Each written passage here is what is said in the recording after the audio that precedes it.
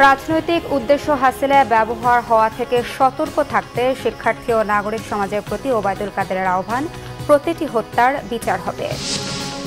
নিরাপত্তা হেফাজতের নামে তাদের ডিবি কার্যালয়ে আটকে রাখা হয়েছিল। 6 সমন্বয়কের বিবৃতি, সরকার মানুষের মুখ বন্ধ করতে চায়। রাজধানীতে বিভিন্ন সংগঠনের কর্মসূচিতে অভিযোগ। খোলা বাজারে বেড়েছে ডলারের দাম, 1 মাসে রেমিটেন্স কমেছে 63 কোটি ডলার। রিজার্ভে বড় পতনের সংখ্যা বিশ্লেষকদের। সপ্তাহের ব্যবধানে বেশিরভাগ সবজির দামই কেজিতে কমেছে 10 থেকে 20 টাকা। কমেছে মাছ, মুরগির দামও, বাড়ছে ডিমের। দেখছিলেন সংবাদ শিরোনাম, এবার বিস্তারিত। কারো রাজনৈতিক উদ্দেশ্য হাসিলে ব্যবহৃত না হয়ে শিক্ষার্থীদের ক্লাসে ফেরার আহ্বান জানিয়েছেন আওয়ামী লীগের সাধারণ সম্পাদক ওবায়দুল কাদের। মূল দাবি পূরণ হয়েছে, প্রতিটি হত্যাকাণ্ডের নিরপেক্ষ তদন্ত নিশ্চিতের আশ্বাস দেন তিনি। আরও জানান, শিক্ষার্থীদের গ্রেফতার বা হয়রানি না করার নির্দেশ দেওয়া হয়েছে। এ বিষয়ে নাগরিক সমাজ সহ সংশ্লিষ্টদের মতামতকে স্বাগত জানালেও রাজনৈতিক উদ্দেশ্যে ব্যবহারের বিষয়ে সতর্ক থাকতে বলেন তিনি। রকুনুজ্জামানের রিপোর্ট। শুক্রবার ধানমন্ডি আওয়ামী লীগ সভাপতির রাজনৈতিক কার্যালয়ে সাম্প্রতিক পরিস্থিতি নিয়ে সংবাদ সম্মেলন করেন দলের সাধারণ সম্পাদক ওবায়দুল কাদের। কোটা আন্দোলন ঘিরে সহিংসতায় প্রতিটি হত্যাকাণ্ডের সুষ্ঠু তদন্তের নিশ্চয়তার কথা জানিয়ে শিক্ষার্থীদের ক্লাসে ফেরার আহ্বান জানান তিনি। আশ্বাস দেন, কোনো শিক্ষার্থীকে আর আটক বা হয়রানি করা হবে না। শিক্ষার্থীরা কোনো অবস্থাতেই সরকারের প্রতিপক্ষ নয়। তারপরে একটি মহল সরকার বনাম শিক্ষার্থী গেম খেলে ফায়দা লোকটার অপচেষ্টা করছে। সহিংসতার সংঘটিত হত্যাকাণ্ডের তদন্তের জন্য তদন্ত কমিশন গঠন করা হয়েছে এবং ইতিমধ্যে তদন্ত কমিশন কাজ শুরু করে দিয়েছে। এমনকি এই ঘটনা তদন্তে জাতিসংঘ এবং অন্যান্য দেশের কাছে সরকারের পক্ষ থেকে সহযোগিতাও চাওয়া হয়েছে। ইতিমধ্যে শিক্ষার্থীদের অযথা হয়রানি এবং আটক না করতে আইন প্রয়োগকারী সংস্থাকে নির্দেশনা দেওয়া হয়েছে। কোনো শিক্ষার্থী যেন হয়রানির শিকার না হয় সেদিকে দায়িত্বশীল সকলকে সতর্কতার সঙ্গে খেয়াল রাখতে হবে। আটককৃত পরীক্ষার্থীদের মুক্ত করতে দায়িত্বপ্রাপ্ত মন্ত্রণালয় উদ্যোগ নিয়েছে। শিক্ষার্থীদের প্রধান দাবি যেহেতু পূরণ হয়েছে, সেহেতু আমরা বিশ্বাস করি শিক্ষার্থীরা শ্রেণীকক্ষে পরীক্ষার হলে ফিরে যাবে। হতাহতের ঘটনায় বিভিন্ন পেশাজীবীর মতামতকে স্বাগত জানালেও কেউ যেন তাদের মতামতকে রাজনৈতিক উদ্দেশ্যে ব্যবহার করতে না পারে সেজন্য সতর্ক থাকার আহ্বানও জানান ওবায়দুল কাদের। আমরা দেখছি নাগরিক সমাজের অনেকেই চলমান সংকটে তাদের নিজস্ব মতামত ব্যক্ত করছে। আমরা ব্যক্তিগত মতের প্রতি শ্রদ্ধা জানাই, কিন্তু একটা রাষ্ট্রের শান্তি শৃঙ্খলা এবং জনগণের জানমালের নিরাপত্তার বিষয়টিও সকলের বিবেচনায় থাকা উচিত। তাদের মতামত প্রকাশের সুযোগকে কাজে লাগিয়ে তৃতীয় কোনো স্বার্থান্বেষী মহল যেন উস্কানির সৃষ্টিকর কাজে ব্যবহার না করতে পারে সে বিষয়ে সকলকে দায়িত্বশীল হওয়া উচিত। জামাত শিবিরে রাজনীতি নিষিদ্ধের পরিপ্রেক্ষিতে বিএনপি সভাপতির বক্তব্যের সমালোচনাও করেন তিনি। জামাত নিষিদ্ধের পরিপ্রেক্ষিতে মির্জা ফখরুল ইসলাম আলমগীরের বিবৃতি দেখলেই বোঝা যায় জামাতের সাথে তাদের সম্পর্কের বন্ধন কত নিবিড়। ওবায়দুল কাদের জানান, স্কুল, কলেজ, বিশ্ববিদ্যালয় পর্যায়ক্রমে খুলে দেওয়া হবে। রুকুনুজ্জামান, বাংলা ভিশন, ঢাকা। ডিবি অফিসে আটক থাকা বৈষম্য বিরোধী ছাত্র আন্দোলনের 6 সমন্বয়ক বিবৃতি দিয়েছেন। তাদেরকে 7 দিন ডিবি অফিসে জোরপূর্বক আটকে রাখা হয় বলে বিবৃতিতে উল্লেখ করা হয়েছে। বৈষম্য বিরোধী ছাত্র আন্দোলনে হত্যার শিকার সবার বিচার দাবি করা হয় বিবৃতিতে। আন্দোলন প্রত্যাহার করে ডিবি অফিস থেকে প্রচারিত 6 সমন্বয়কের ভিডিও বিবৃতি স্বেচ্ছায় দেয়া হয়নি বলেও জানান তারা বলেন, বৈষম্য বিরোধী ছাত্র আন্দোলনের কোনো সিদ্ধান্ত ডিবি অফিস থেকে আসতে পারে না। ডিবি অফিসের সমন্বয়কদের জোর করে খাবার টেবিলে বসিয়ে ভিডিও করা হয় বলে বিবৃতিতে জানানো হয়। তারা বলেন, ছেড়ে দেবার আশ্বাস দিয়ে পরিবারকে ডেকে 13 ঘন্টা বসিয়ে রাখা হয় ডিবি অফিসে। সেই সাথে মিডিয়ায় মিথ্যা বিবৃতি দেওয়ানো হয়। শিক্ষকরা দেখা করতে এলে তাদেরকেও দেখা করতে দেওয়া হয়নি। প্রায় 32 ঘন্টার বেশি সময় অনশনের পরে ডিবি প্রধান 6 সমন্বয়ককে মুক্তির চূড়ান্ত সিদ্ধান্ত দিলে অনশন ভাঙেন 6 সমন্বয়ক। গণহত্যা, গুম, খুনের অভিযোগে ও হামলায় জড়িতদের বিচারের দাবিতে বায়তুল মোকাররমের উত্তর গেটে বিক্ষোভ কর্মসূচির আয়োজন করেছে বাংলাদেশ কওমি মাদ্রাসা ছাত্র ঐক্য। দর্শক, এই মুহূর্তে বায়তুল মোকাররম এলাকায় আছেন সহকর্মী ফরুক বাবু। সরাসরি কথা বলছি তার সাথে। বাবু, বায়তুল মোকাররম এলাকার পরিস্থিতি এখন আপনি কেমন দেখতে পাচ্ছেন? মিথিলা, আপনি জানেন যে কোটা সংস্কার আন্দোলনে যারা নিহত হয়েছে তাদের হত্যার দাবিতে এবং প্রতিবাদ জানিয়ে আজ কওমি মাদ্রাসার শিক্ষার্থীরা তারা বায়তুল মোকাররমে জুমার নামাজ আদায়ের পরে তারা বায়তুল মোকাররমের উত্তর গেট থেকে নেমে সেখান থেকে আসলে নামমাত্র পুলিশের একটা বাধা উপেক্ষা করে তারা সেই মিছিল নিয়ে পল্টন মোড় হয়ে প্রেস ক্লাব হয়ে কদম ফোয়ারা দিয়ে এখন সেই মিছিলটা আমরা দেখছি যে সায়েন্স ল্যাবরেটরিতে, যেখানে আমরা শুনতে পেয়েছি ওখানেও ঢাকা কলেজ থেকে শুরু করে আরো 4 থেকে 5টি কলেজের শিক্ষার্থীরা জড়ো হচ্ছে প্রতিবাদ জানাতে। সেখানে সেই উদ্দেশ্যে এই মিছিলটি যাচ্ছে বলে আমরা প্রাথমিকভাবে সেটা ধারণা করছি, কারণ মিছিলটার মুভমেন্ট এখন পর্যন্ত সেই দিকেই রয়েছে। এদিকে আসলে পুরো এলাকা জুড়ে পুলিশের যে নিরাপত্তা ব্যবস্থাটা সেটা খুব জোরালো অবস্থানে ছিল। তবে পুলিশ যখন বায়তুল মোকাররমের গেট থেকে এই বিক্ষোভ করে যারা বের হচ্ছিল মিছিল নিয়ে, সেই মিছিলে আসলে পুলিশ শুধু তাদের সাথে নামমাত্র কথা বলে আসলে তাদেরকে কোনো ধরনের প্রতিহত ছাড়াই তারা রাস্তায় নামতে সক্ষম হয়েছে। এবং ইতিমধ্যে তারা আমরা তাদের সাথে এত সময় দীর্ঘ সময় ছিলাম। আমরা এখন তারা মৎস্য ভবন মোড় ঘুরে তারা শাহবাগের ওই দিকে যাচ্ছে বলে আমরা দেখতে পাচ্ছি।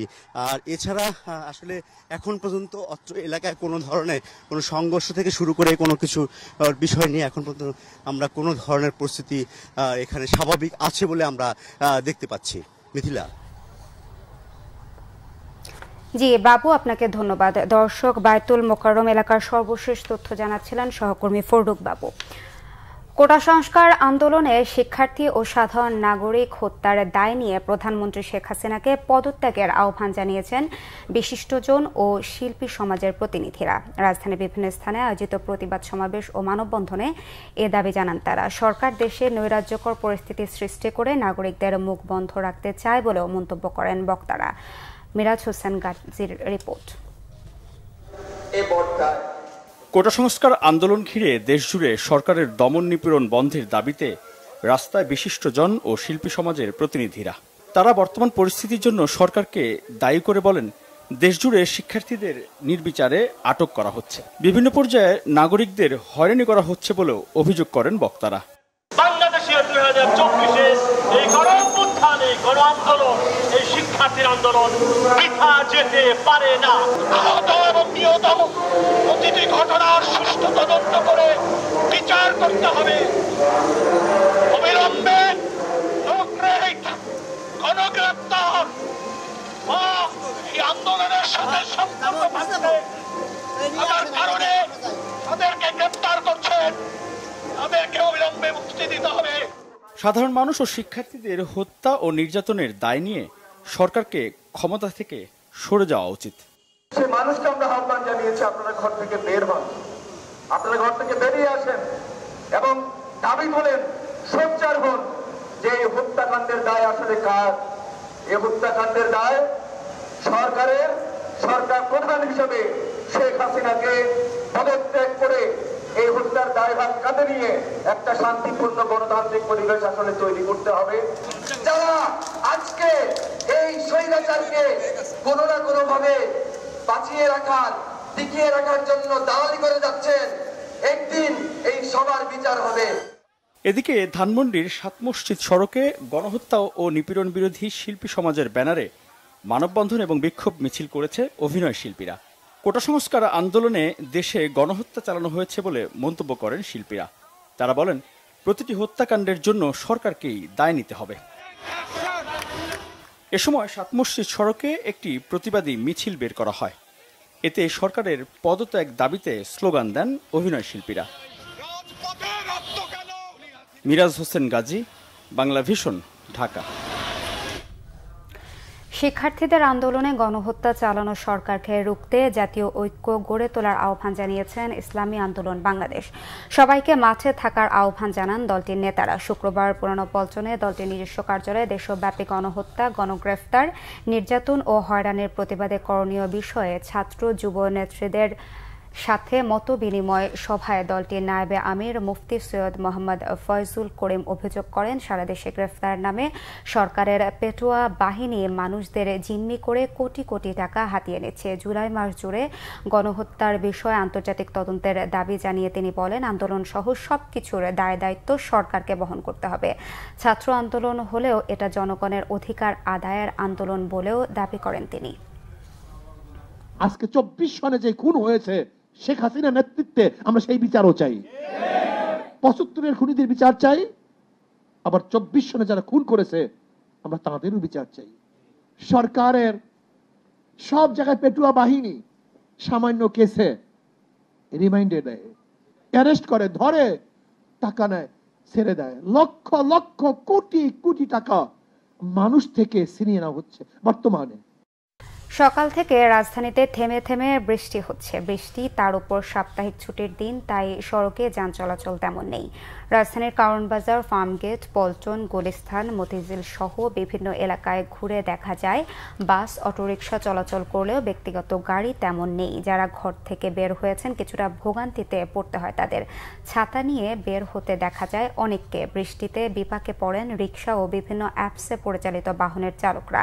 টানা বৃষ্টিতে রাজধানীর বেশ কিছু জায়গায় জলাবদ্ধতাও তৈরি হয়েছে। আবহাওয়া অফিস জানিয়েছে, মৌসুমী বায়ুর প্রভাবে এই বৃষ্টিপাত শুরু হয়েছে। শনি ও রবিবার বৃষ্টির পরিমাণ কিছুটা কমলেও সোমবার থেকে আবারও বৃষ্টি বাড়বে। খুলনা, বরিশাল ও চট্টগ্রাম বিভাগে এই বৃষ্টির পরিমাণ সবচেয়ে বেশি থাকবে বলেও জানিয়েছে আবহাওয়া অফিস।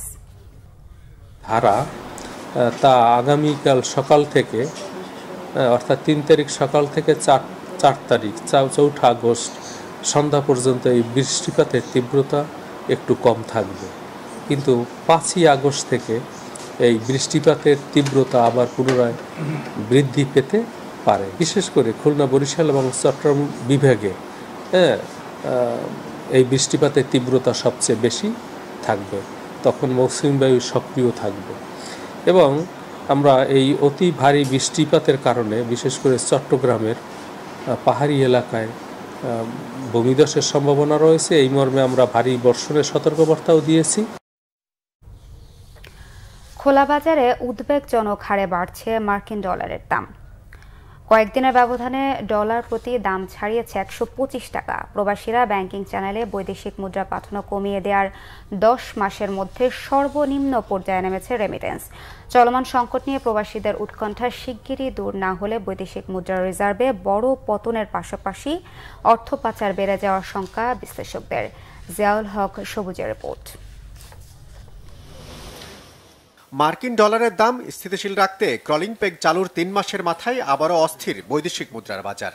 মাত্র 2 সপ্তাহ আগেও যেই ডলার খোলা বাজারে বিক্রি হতো 119 টাকায়, সেই ডলারের দাম উঠেছে 125 টাকার বেশি। উচ্চ দরে ডলার লেনদেন করলেও ড্যাশবোর্ডে সরকারি লেনদেন লিখে রাখছে মানি এক্সচেঞ্জগুলো। এ নিয়ে কথা বলতেও রাজি নন তারা। এদিকে চলমান সংকটের প্রভাব পড়েছে রেমিট্যান্স আয়ে। প্রবাসীরা জুলাই মাসে দেশে পাঠিয়েছেন 190 কোটি ডলার, যা আগের মাসের তুলনায় 63 কোটি ডলার কম। তবে খোলা বাজারে ডলারের দরের অস্থিরতার কোনো প্রভাব ব্যাংকে পড়েনি বলে দাবি ব্যাংকারদের।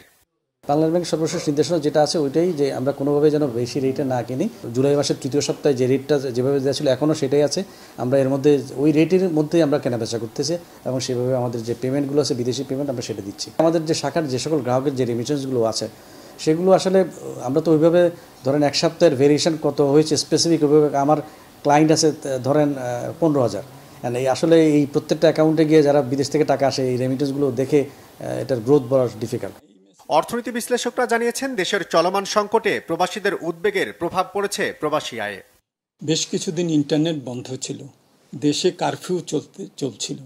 এরকম একটা অবস্থায় প্রবাসে তারা যারা থাকেন তাদের মধ্যে তো দেশ সম্বন্ধে একটা বড় ধরনের দুশ্চিন্তা, তাদের পরিবার পরিজন সম্বন্ধে দুশ্চিন্তা। সুতরাং তারা কি পরিস্থিতির মধ্যে পড়েন এটা তো তাদের উপরেও এটার একটা প্রভাব থাকে, একটা অভিঘাত থাকে। এবং এই সুযোগে অনেকেই হয়তোবা যারা নাকি রেমিটেন্স পাঠান তাদেরকে ফর্মাল চ্যানেলের জায়গায় ইনফর্মাল চ্যানেলে পাঠানোর জন্য উদ্বুদ্ধ করে। দেশেও এক শ্রেণীর লোক আছে যারা নাকি ক্যাপিটাল ফ্লাইটের জন্য এই ধরনের পরিস্থিতির সুযোগ নেয়।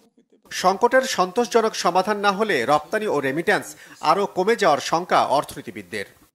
আমরা কার্ব মার্কেটেও দেখছি যে সেখানেও এটার একটা প্রভাব হয়েছে। 120 থেকে 123-124 চলে গেছে ডলার প্রতি।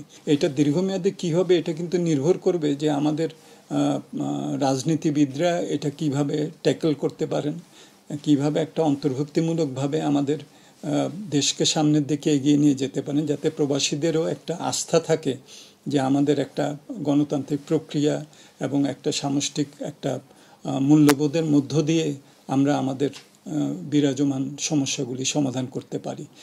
পরিস্থিতি উন্নয়নে প্রবাসীদের আস্থা অর্জনে এখনই কার্যকর পদক্ষেপ নেওয়া জরুরি বলে মনে করেন তিনি। সমস্যাগুলি সমাধান করতে। জিয়াউল হক সবুজ, বাংলা ভিশন, ঢাকা। সপ্তাহের ব্যবধানে বেশিরভাগ সবজির দামই কেজিতে কমেছে 10 থেকে 20 টাকা পর্যন্ত। কারফিউ শিথিল হওয়ায় পণ্য পরিবহন স্বাভাবিক হওয়ায় দাম কমেছে বলে জানালেন বিক্রেতারা। তবে ক্রেতারা বলছেন আগের তুলনায় দাম কমলেও দাম এখনও স্বাভাবিকের চেয়ে বেশি। মাছ ও মুরগির বাজারে স্বস্তি আসলেও ডিমের দাম বেড়েছে। বিস্তারিত মামুন আব্দুল্লাহর রিপোর্টে।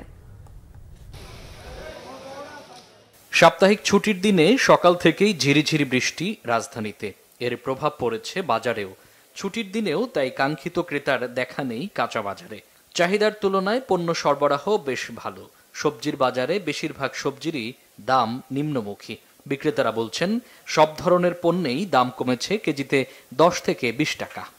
কেমনে সামলাবো, হয়তো সবই কেনা লাগে, তেল, পেঁয়াজ, মরিচ, রসুন, তরকারি, মাছ, মাংস সবই কেনা লাগে। 5টা কিনতে যে আর 3টা হয় না। এই তো কিছুদিন আগে যা ছিল তার থেকে আস্তে আস্তে দামটা নর্মাল হচ্ছে, সরবরাহ ভালো। গত সপ্তাহ তুলনায় এর আগের সপ্তাহ তুলনায় সবজি দাম কমে গেছে আগের থেকে। মাঝখান দিয়ে গাড়ি করে বন্ধ ছিল, এই জন্য সবজি আসতে পারে না, দাম বেশি দিলে একটু মাঝখান দিয়ে। এখন সব কিছু রানিং হয়েছে, এখন আলাদা দিলে সবজি দাম কমে গেছে। মাছের বাজারেও বেড়েছে সরবরাহ। ক্রেতারা বলছেন দাম আগের চেয়ে কমেছে। সচরাচর এখন সব মাছ পাওয়া যাচ্ছে। আর এতদিন মাছের খুব ক্রাইসিস ছিল, দেশের পরিস্থিতি যে পজিশন ছিল, এই জন্য মাছ আসা যাওয়াটাও খুব একটা টাফ হয়ে গেছিল। বিগত সময়ের তুলনায় আজকে মাছের দাম একটু কমই লাগতেছে। তবে সমস্যাটা কি কোনটা চাষের বা কোনটা নদীর, এটা বোঝাটা খুব টাফ। বাজারটাতে বর্তমানে মাছের যে দর, এটা আসলে সব সাধারণ মানুষের জন্য এটা আসলে ক্রয়যোগ্য না, অনেক বেশি। পলাশী মার্কেটে অন্যান্য মার্কেটের চেয়ে তুলনামূলক অ্যাটলিস্ট 50 টাকা বেশি থাকে। মুরগির দাম স্থিতিশীল থাকলেও বেড়েছে ডিমের দাম। 180 টাকা কেজিতে ব্রয়লার এবং সোনালী মুরগি বিক্রি হচ্ছে 280 টাকায়। ডজনে 5 টাকা বেড়ে ডিম বিক্রি হচ্ছে 150 টাকায়। তো গতকালকে তো আজকে বাজার 100 ডিমে 20-30 টাকা বাড়তি, এই কারণে 150 টাকায় ডজন বিক্রি করা লাগে, 45 টাকা বিক্রি করা যায় না। মামুন আব্দুল্লাহ, বাংলা ভিশন, ঢাকা। সংবাদ শেষ করব শিরোনামগুলো আরেকবার জানিয়ে। রাজনৈতিক উদ্দেশ্য হাসিলে ব্যবহার হওয়া থেকে সতর্ক থাকতে শিক্ষার্থী ও নাগরিক সমাজের প্রতি ওবায়দুল কাদেরের আহ্বান, প্রতিটি হত্যার বিচার হবে। নিরাপত্তা হেফাজতের নামে তাদের ডিবি কার্যালয়ে আটকে রাখা হয়েছিল 6 সমন্বয়কের বিবৃতি। সরকার মানুষের মুখ বন্ধ করতে চায়, রাজধানীতে বিভিন্ন সংগঠনের কর্মসূচিতে অভিযোগ। খোলা বাজারে বাড়ছে ডলারের দর, 1 মাসে রেমিটেন্স কমেছে 63 কোটি ডলার। রিজার্ভে বড় পতনের সংখ্যা বিশ্লেষকদের। সপ্তাহের ব্যবধানে বেশিরভাগ সবজির দামই কেজিতে কমেছে 10 থেকে 20 টাকা, কমেছে মাছ মুরগির দামও, বাড়ছে ডিমের।